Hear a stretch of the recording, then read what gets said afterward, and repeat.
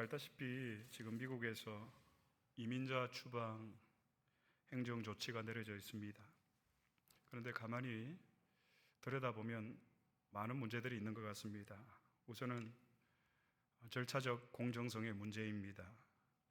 대부분 이민자들은 법적 대리인 없이 추방 재판을 받습니다. 이는 정당한 방어권이 보장되지 않기 때문에 하나님의 공의와 충돌하지 않나 저는 그렇게 생각이 됩니다. 무엇보다도 공정한 재판을 기대하기란 어렵습니다. 무엇보다도 지금 이런 행정 조치가 학교와 교회까지 무차별 체포가 이루어지고 있다고 합니다. 이는 가족의 분리, 심각한 인권 침해 문제로 여겨지고 있습니다. 성경은 나그네를 선대하고 고아와 약자에게 하나님의 정의를 행하라고 신명기 10장 말씀에서 너희도 이전에 애굽에서 나그네가 되지 않았느냐라고 말씀하시면서 이스라엘 백성들에게 말씀하셨습니다.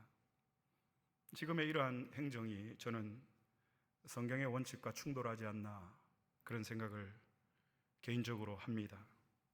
어느 날 제 미국 친구가 자신의 이웃 이야기를 저에게 해주었습니다. 필리핀 사람들인데 부모와 그리고 중학생, 고등학생 내 가족이 아주 행복하게 살고 있었는데 이 자녀들은 미국에서 태어나서 시민권자이지만 그러나 부모는 아직 신분이 없는 상태였기 때문에 이번에 추방 명령을 받아서 가족들이 언언을 해서 중학생, 고등학생 자녀들은 미국에 남고 부부는 다시 자국으로 필리핀으로 떠난다고 했습니다. 가족과 헤어져도 이렇게 자녀들을 빼앗겨도 소리조차 낼 수 없는 그런 사람들에게 만약에 우리 가운데 그런 교인이 있다면 제가 이렇게 말을 한다면 사랑하는 여러분, 우리의 소망은 이 땅에 있는 것이 아닙니다. 우리는 하나님 나라의 시민권자이기 때문에 한국에 살든 미국에 살든 필리핀에 살든 그것은 별로 중요하지 않습니다. 그러니 우리 모두는 하나님 앞에 사랑받는 하나님의 자녀이니까 그것을 잊지 말고 기뻐하며 감사함으로 삽시다 라고 그렇게 말을 한다면 이런 말이 그런 처지에 있는 여러분들에게 어떻게 들렸을까? 그 말이 위로가 되었을까? 아니요, 저는 차라리 아무런 말 하지 않는 편이 더 낫다고 생각이 됩니다. 고난과 아픔 중에 있는 사람들, 지금 미국에서 신분의 문제를 해결하지 못해서 밤잠을 이루지 못하는 사람들, 또 당장 먹을 것이 없어서 거리에서 구걸하는 사람들에게 목사가 그런 교인들에게 우리는 하나님의 나라를 바라보고 사는 사람들이니까 어떤 고난과 시련과 어려움이 있더라도 하나님 나라를 바라봅시다 이렇게 말을 한다면 그 말이 고난 가운데 있는 사람들에게 똑같이 그 사람과 같은 고난 중에 있다면 몰라도 그렇지 않은 사람들에게는 그 말이 위로가 되기보다는 오히려 상처가 될지도 모른다는 생각을 했습니다. 여러분, 제가 앞서 소개한 이런 처지가 크게 다르지 않다고 생각되는 앞을 보지 못하는 시각장애인이 주님과 제자들 앞에 지나가는 것을 제자들과 주님이 보았습니다. 오늘 본문 말씀 요한복음 9장 1절의 말씀 다시 한번 봉독해 보겠습니다. 요한복음 9장 1절입니다. 다 같이 봉독하시겠습니다. 예수께서 길을 가실 때에 날 때부터 맹인된 사람을 보신지라. 제자들 중에는 이 사람이 아마도 누구인지 전부터 알고 있었던 사람이 있었던 것 같습니다. 왜냐하면 제자들 중에는 이 지금 앞을 보지 못하는 장애인이 나면서부터 장애인이었다는 사실을 알고 있었기 때문입니다. 예수님 당시 이 장애인이 받았던 천대와 수모는 말로 표현할 수가 없습니다. 사람들이 재수 없다고 했고 또 사람들이 저주를 받아서 저렇게 된 것이라고 죄인 취급을 했습니다. 저도 제가 기억할 때 제가 어릴 적 우리 동네에 젖도로에 시각장애인이 있었습니다. 근데 그 아이가 한 번씩 동네에 나오면 아이들이 와서 놀리기도 하고 또 어떤 아이들은 돌을 던지기도 하고 어른들은 재수가 없다고 해서 나중에 그 가정은 다른 곳으로 이사를 갔습니다. 그런 앞을 보지 못하는 이런 시각장애인이 지나가는 것을 보면서 제자들이 예수님께 물었습니다. 요한복음 9장 2절의 말씀 다시 한번 보겠습니다. 다 같이 봉독합니다. 제자들이 물어 이르되 라삐야, 이 사람이 맹인으로 난 것이 누구의 죄로 인함이니까? 자기니까? 그의 부모니까? 저 사람이 맹인된 것이 누구의 죄 때문입니까? 부모의 죄 때문입니까? 아니면 자신의 죄 때문입니까? 이 질문은 조금은 철학적인 질문입니다. 제 기원에 대해서 묻는 것이죠. 당시에 그 논쟁이 되었던 참 애매하고 심각한 문제였습니다. 제자들이 예수님의 지혜를 물었던 것입니다. 그런데 저는 이 질문 자체가 그 장애인 당사자에게는 상처가 될 수 있다라는 생각을 했습니다. 아무리 선한 의도라고 할지라도 남의 아픔이나 남에 관해서 이야기하는 것은 신중하지 않으면 안 되는 겁니다. 왜냐하면 아무리 좋은 의도였다 할지라도 우리가 한 말 때문에 그 대상이 상처를 받는 일들이 훨씬 더 많기 때문입니다. 예수님이 제자들의 질문에 설명을 하십니다. 이 사람이 맹인으로 태어난 것은 부모의 죄 때문도 아니고 그 자신의 죄 때문도 아니라고 예수님이 말씀하셨고, 그가 장애인이 된 것을 이렇게 설명하셨습니다. 본문 요한복음 9장 3절의 말씀 다 같이 봉독하시겠습니다. 예수께서 대답하시되 그에게서 하나님이 하시는 일을 나타내고자 하심이라. 그에게서 하나님이 하시는 일을 나타내고자 하심이라. 여기를 유심히 잘 보시기를 바랍니다. 그에게서 하나님이 하시는 일을 나타내고자 하심이라. 오늘 말씀의 제목이 그게 하나님의 일입니다. 이 대답은 당시 사람들에게는 굉장한 충격이 되는 말이었습니다. 왜냐하면 당시 사람들은 인간의 고난은 죄로 인한 것이라고 믿었기 때문에 고난의 이 책임이 인간에 있다고 생각을 했고, 그래서 그 고난의 책임이 부모에게 있는지 아니면 고난을 당하는 그 사람의 문제인가를 묻고 있던 그 사람들에게 예수님께서는 비록 죄로 인하여 세상에 고통이 들어왔다고 할지라도 그 고난의 책임은 언제나 사람에게 있는 것이 아니다. 이 주님의 말씀은 그 자체로도 이미 굉장한 충격이 되었다라는 말입니다. 그리고 예수님의 이 말에는 다시 부모의 죄 때문도 아니고 자신의 죄 때문도 아니고 하나님이 하고자 하시는 일 때문이라고 말씀하셨던 이 말씀에는 다르게 생각을 해보면 사람이 부자가 되고 사람이 건강하고 형통한 것도 결국은 그 사람이 선하고 잘해서 그런 것이 아니다라는 말을 전제하고 있다고 생각이 됩니다. 주님께서는 이 장애인이 맹인이 된 것이 누구의 잘못 때문도 아니라 하나님께서 하시는 일을 나타내기 위해서 이 사람이 날 때부터 맹인이 되었다라고 설명을 하십니다. 이 말은 오늘 본문에 나오는 이 시각장애인이 그가 시각장애인이 된 것이 예수님을 통해서 그 병을 낫도록 하기 위해서 이 사람이 날 때부터 맹인이 되었다라는 의미로 들릴 수도 있습니다. 그래서 하나님께서 그의 병을 고쳐주시고 그로 하여금 그 하나님의 능력을 보여주기 위해서 하나님께서 그로 하여금 태어날 때부터 장애인이 되게 하셨다라는 겁니다. 그런데 여러분, 정말 하나님께서 당신의 능력을 보여주기 위해서 이 사람을 태어날 때부터 맹인이 되게 하신 것일까요? 정말 그런 걸까요? 정말 그게 하나님이 하고자 하시고 싶었던 일이었을까요? 저는 왠지 이렇게 해석을 하면 하나님이 너무나도 잔인한 분으로 여겨질 것 같습니다. 왠지 그 말이 더 잔인하게 들릴 수 있겠다 생각이 됩니다. 당사자에게도. 고난받는 사람을 통해서 나타내고자 하는 하나님이 하시는 일은 도대체 무엇일까요? 그 사람은 정말 우연히 주님을 만났습니다. 그리고 앞을 보게 되었습니다. 그런데 그 놀라운 기적을 경험하기 위해서 그가 보낸 긴 아픔의 시간들을 여러분 한번 상상해 보시기 바랍니다. 그런데 그 긴 시간 동안 그 앞을 보지 못하는 고난을 경험하도록 하신 것이 정말 하나님의 계획이고 하나님의 일이었을까요? 하나님이 하고자 하시는 일이었을까요? 하나님이 그에게 장애를 주신 이유가 예수님을 통해서 예수님을 만나서 낫도록 하기 위함이었다고 말한다면 저는 실망스러울 것 같습니다. 왜냐하면 그러면 여러분, 애당초 처음부터 차라리 그런 고난을 당하지 않게 하시는 것이 주님께는 가능할진데 차라리 그런 고난을 애당초 처음부터 당하지 않게 하는 것이 훨씬 더 나아 보이기 때문입니다. 저의 그 사촌형이 어릴 적 소아마비를 앓아서 왼쪽 다리를 보조기가 없으면 걷지 못하는 형이 있습니다. 그래서 이모님이 교회를 나가기 전에 이 형님의 병을 고치기 위해서 집안에 신주단지라 그러죠. 절에 가서 절도 하고 집에다가 그런 걸 모셔놓고 아들의 병을 고치기 위해서. 그래서 지금도 그 형님은 왼쪽 발을 심하게 혼자 걷기가 힘들기 때문에 보조기가 없으면 사람을 이렇게 잡고 같이 걸어보면 왼발을 디딜 때는 아무런 힘을 줄 수가 없으니까 도와주는 상대방의 어깨나 팔을 강하게 잡고 그래야만 걸을 수 있는 형입니다. 지금은 우리 이모님이 예수 믿고 권사님도 되셨고 이 소아마비를 가진 사촌 형님은 병원에서 일을 하고 있습니다.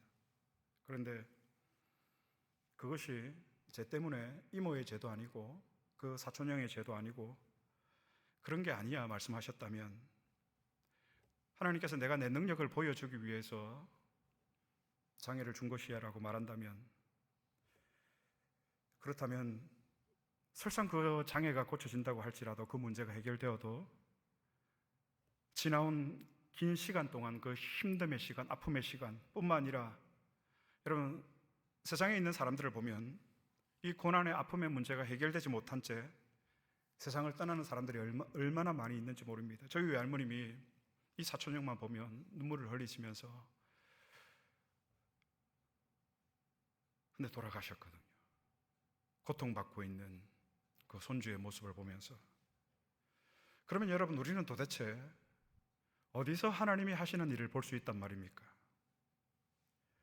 사랑하는 세안대옥 성도 여러분, 주님이 말씀하신 하나님이 하시는 일은 단순히 병을 낫도록 하거나 이 땅에서 고난 없이 살도록 하기 위한 것이 아니었다고 저는 감히 확신합니다.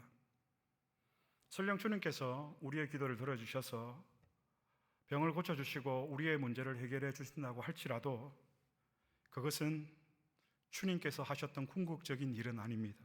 그러면 오늘 본문에 나와 있는 대로 하나님이 하고자 하시는 일은 하나님이 나타내고 싶었던 일은 무엇이었을까요? 제가 확신하는 이 하나님의 일은 사람들로 하여금 하나님의 자녀가 되게 하는 일이고 그래서 영원토록 그와 함께 살도록 하시는 일이 하나님의 일입니다. 하나님의 일은 우리에게 생명을 주시는 일입니다. 영생을 주시는 일이 하나님의 일이라는 말입니다. 그게 하나님의 일입니다. 하지만 우리는 신유연사를 가진 분들이나 아니면 그런 기적을 체험한 사람들이 마치 그것이 하나님의 일인 것처럼 말할 때 나에게는 하나님의 일이 이루어지지 않는다고 낙심하고 절망하는 경우도 있는 것 같습니다. 병을 고치시는 것은 하나님께서 일하시는 방법 중에 하나이지 그 자체가 하나님의 일은 아닙니다. 그 자체가 하나님의 일이라면 우리의 질병을 모두 고치셔야 되는 것 아니겠습니까? 하나님의 존재의 목적이 병 고치는 데 있는 것이 아니라는 말입니다. 그러면 하나님께서 왜 우리에게 고난을 주시고 아픔을 주시고 시련을 주시는가? 그 이유를 저는 알 수가 없습니다.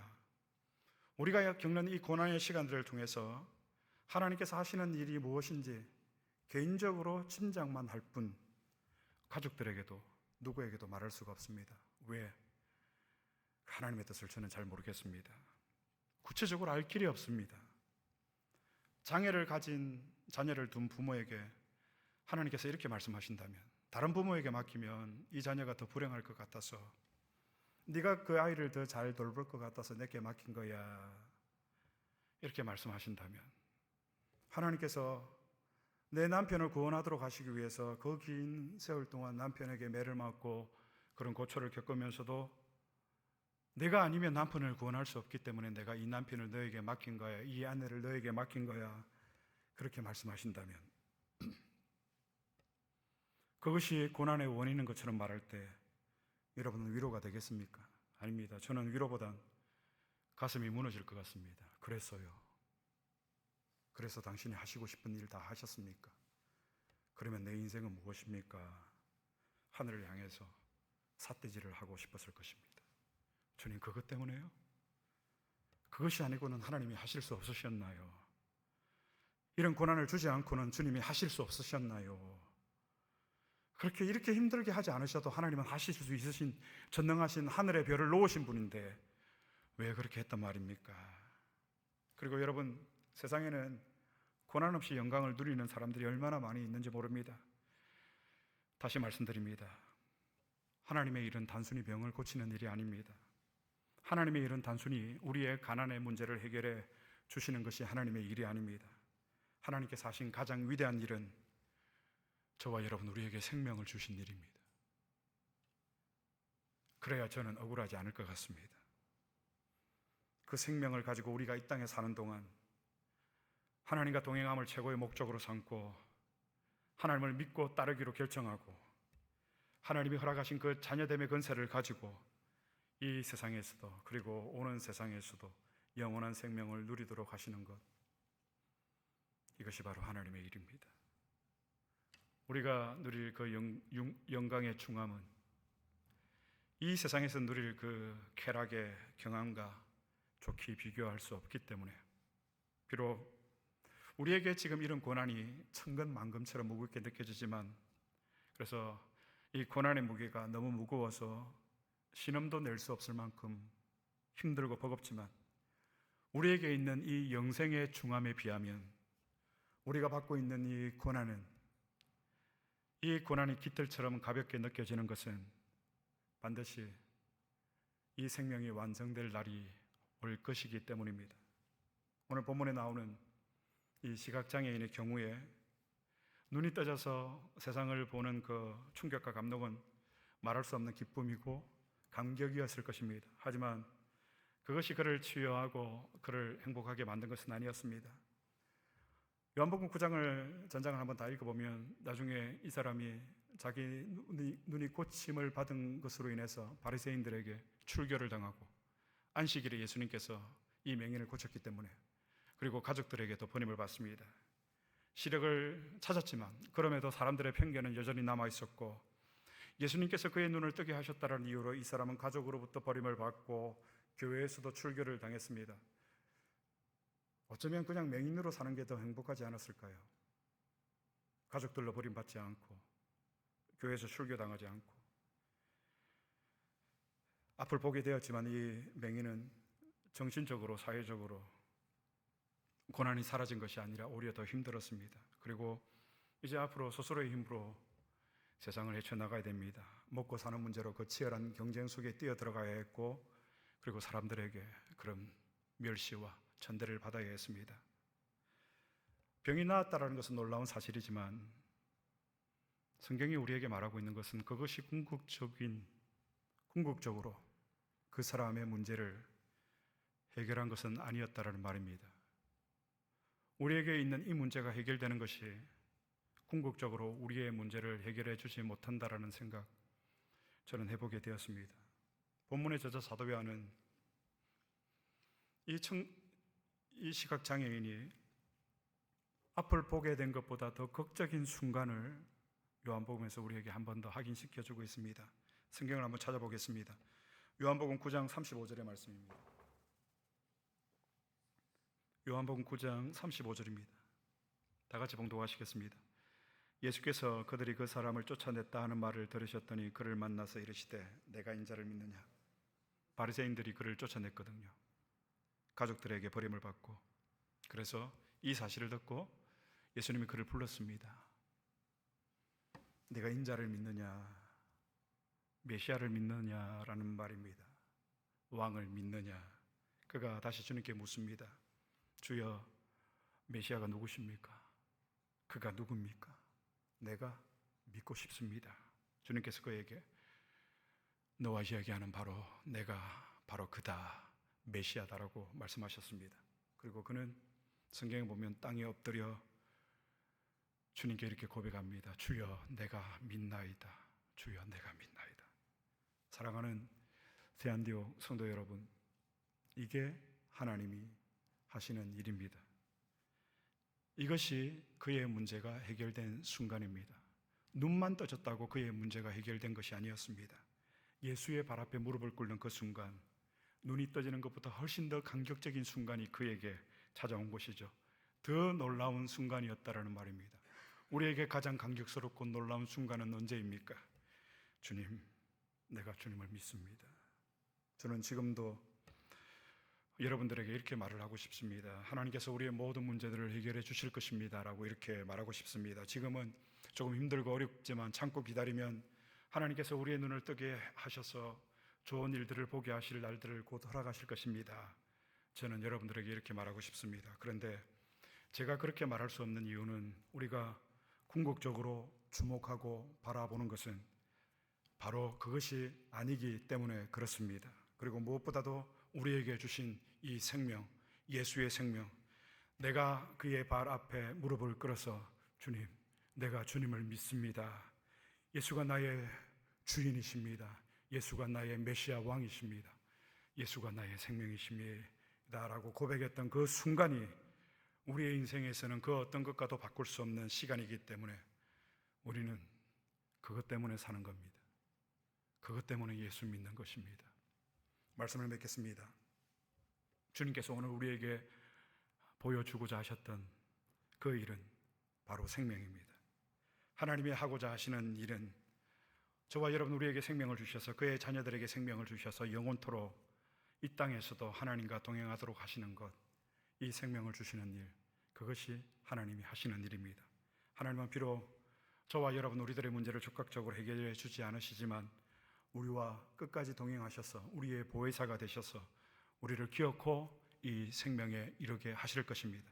사랑하는 성도 여러분, 문제가 해결된 것도 아니고 여전히 아픔과 고난과 넘어야 할 수많은 산들이 우리 앞에 놓여 있지만 그것을 통해서 우리가 더욱더 주님을 바라볼 수만 있다면, 그리고 우리가 그것을 통해서 더욱더 하나님 나라의 소망을 두고 살아갈 수만 있다면 그게 하나님의 일입니다. 여기 계신 분들 중에 하나님 앞에 섭섭하고 마음 상한 분들이 계실지 모르겠습니다. 하나님 너무하시네요. 왜 하나님이 그렇게 하셨는지, 그래도 아무리 좋게 생각하려고 다짐을 해도 돌아 누우면 속이 상하고 가슴이 아프고 하나님이 원망스럽기도 합니다. 그러나 우리가 궁극적으로 추구하는 것은, 우리가 궁극적으로 소망하는 것은 여기에 있지 않습니다. 이 땅에 있지 않습니다. 바로 하나님이 예수 그리스도를 통해서 우리에게 주신 이 생명, 영생에 있다라는 말입니다. 이것을 확인하고 또 확인하는 것이 그게 바로 하나님의 일입니다. 오늘 말씀을 기억하시면서 함께 합심으로 기도하도록 하겠습니다. 이 말씀이